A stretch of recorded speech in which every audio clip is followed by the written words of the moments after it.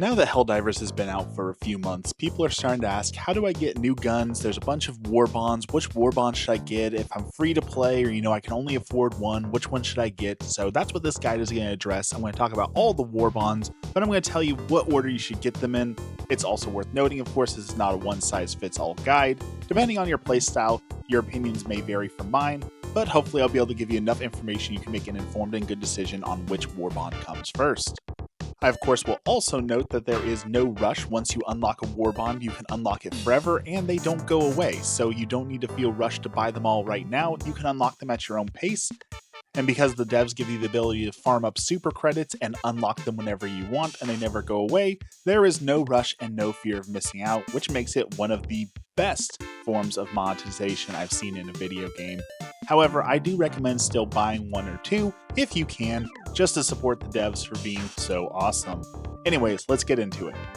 One last quick note, I will not be going over the armor in each bundle since most of the armor can be unlocked via other means. All it is essentially a cosmetic, unless you're talking about one specific set, which I'll talk about within the warbond. So I'm not really going to go over a lot of the armor because I just don't see a point to it. It's all kind of the same and boring.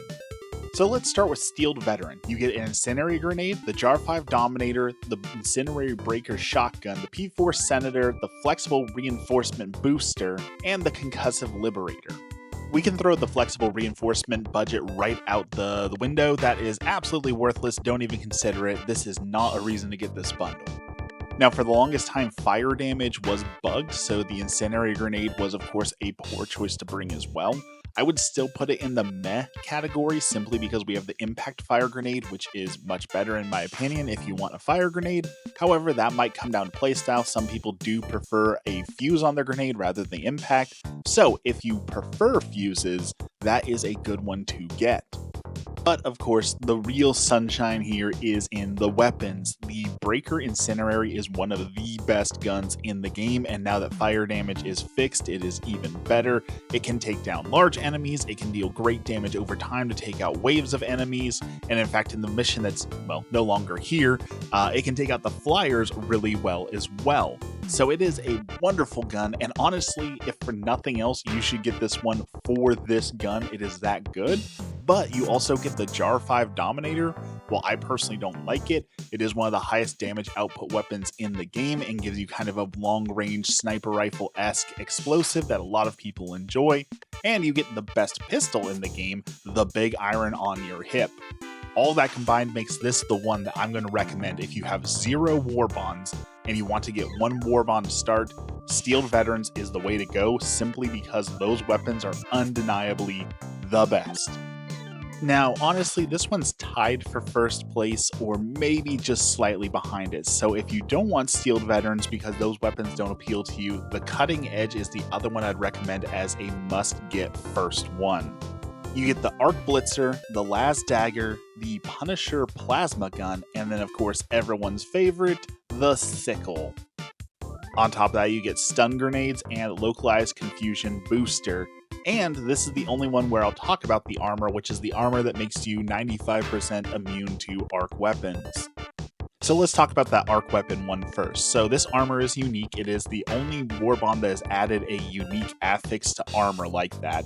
Now, me personally, I don't play with other people like in a coordinated fashion, so I don't really have a need for that, but a lot of people do say that if you all wear that armor and run Tesla towers and of course arc throwers, you can have a wonderful time and not zap each other. If that's appealing to you, you definitely want to get this if you have friends to run around and do meme builds. It's also worth noting there is a lot of speculation that when the Illuminate comes, they will be running arc-based weapons, and this will help you in the Illuminate battle, which is also potentially worth it, but nothing of that is confirmed as of yet, so I can't put that as the exact selling point if we don't know for sure whether or not it's true. Now, many people will tell you that the Sickle is worth it alone in this bundle. Now, I personally, again, don't like the Sickle. I'm not a huge fan of it, but I do see the draw of unlimited ammo, great stopping power, great damage. It is a good gun. I'm not saying it's not a good gun. It just doesn't match my playstyle particularly. However, I can acknowledge that it is one of the best weapons in one of the best positions right now. So obviously, I cannot do anything but recommend it. The last dagger is basically worthless. It's not worth talking about. It is the worst pistol in the game. Don't even bother with it. The stun grenades are arguably the most powerful grenades in the game. Now, it did recently suffer a nerf against Bile Titans where it doesn't work. When it worked against Bile Titans, it was without a doubt the most powerful grenade. Now it's more useful, of course, on bots because it works against basically all of the bots. Gives you the ability to stun them, run behind them and las cannon their back, or use the marksman rifle to take them out. So it's still super powerful, but it did recently get a nerf, so it is worth noting on that. And last, you have the localized confusion. Now again, this is one of those personal opinion things. I think there are only 4 useful boosters in the game, and they're basically mandatory on all runs, and localized confusion is not one of those, so I never use it, but there are some people who swear by it. So again, this puts it in a close first, maybe second place for if you want a warbond, this is a good one to start with. I'm going to put it in second just because of personal preference, but I can definitely see why would be a first place pick for most people. Next, we have the Democratic Detonation. Now, this was my first place pick, but after the nerfs, it has become last place, or maybe second to last. It's really hard to tell which one's worse.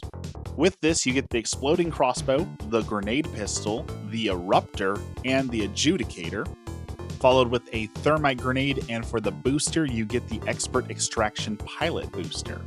Now, after the round of nerfs, the crossbow is basically worthless. There are some people who say that it's good for doing stealth missions if you're doing like a solo hell dive. I've personally done that and tested it and found that to be untrue. There are some people who swear by it, but after the nerfs, it's basically useless. Same thing with the Adjudicator. It started out useless. It got a buff, but it's still just not very good compared to other options, so it's hard to recommend that. And the Eruptor was nerfed into oblivion. It still does have some cool perks like the ability to destroy Fabricator and bug holes with a single shot, but after the nerf, it's just not worth bringing. The Expert Extraction Booster is basically worthless, never bring that, which leaves us with just the Grenade Pistol, which is good. The Grenade Pistol is very good. It gives you 8 grenades essentially, so if you're closing bug holes, dealing with Fabricators, it does have a place. So if you need a good pistol and don't want to use the Big Iron, it's good. It's just I don't know if it's good enough to buy the entire Warbond just for that. Finally, let's talk about Polar Patriots. You get the Plaz Purifier, the Verdict, the Pummeler SMG, as well as the AR Tenderizer, an Incinerary Impact Grenade, which, as I talked about earlier, I do like, and the Motivational Shock Booster. Now, a lot of people were super disappointed with this Warbond simply because its theme is terrible. Why is a snow-based thematic warbond full of fire grenades? Why doesn't it do anything in the snow? It felt all over the place and it felt really bad, and it was a compilation of all the problems we've had with the warbonds and how many things were useless. This one definitely takes the cake for the most useless stuff. The Plaz Purifier is basically a worse Scorcher. It doesn't do very much, so don't bother with it. Same thing with the Tenderizer, basically worthless compared to his counterparts. Muscle enhancement and stamina enhancement already are basically motivational shocks, so it's kind of redundant. The pistol's kind of fun, but not as good as the Big Iron, so again, why bother?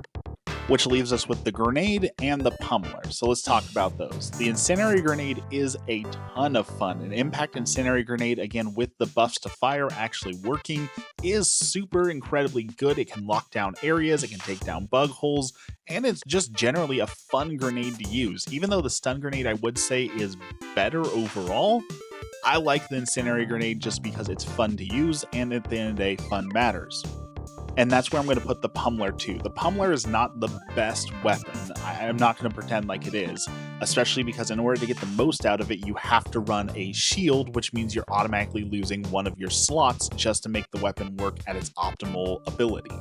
However, it absolutely destroys stalkers, takes out those annoying bots, and has a great stun on it. So if you want to play a shield playstyle, it is absolutely worth it for that. So with those two things, it does make it sort of worth it if you're into that exact playstyle. But overall, this was the most disappointing Warbond for pretty much the entire community, which is why it's really, really hard for me to recommend, which again disappoints me because I love like the one-handed Pummeler. That is a gun I enjoy using. It is fun, but overall it was just a super disappointing Warbond, and everyone's hoping the next one is a little bit more exciting than that. So buy the Steeled Veterans or the cutting edge first, depending on if you want a machine gun or you want an automatic shotgun. After that, really, it's which one of these little perks you wanted, because overall these war bonds aren't very good and there's not a whole lot of good stuff in them, which is a good thing in theory because it means the game's not pay to win, right? The stuff that comes with just the base game is just as good, if not better, than the paid stuff, but it does make for a less exciting sort of video here for me to say, yeah, 90% of this sucks, but there's like 3 good guns in here. Anyways, as always, if I'm wrong, tell me in the comments. Tell me what you would like to see in the next warbond that might be exciting. I personally am hoping for a flamethrower pistol, and have a blessed day.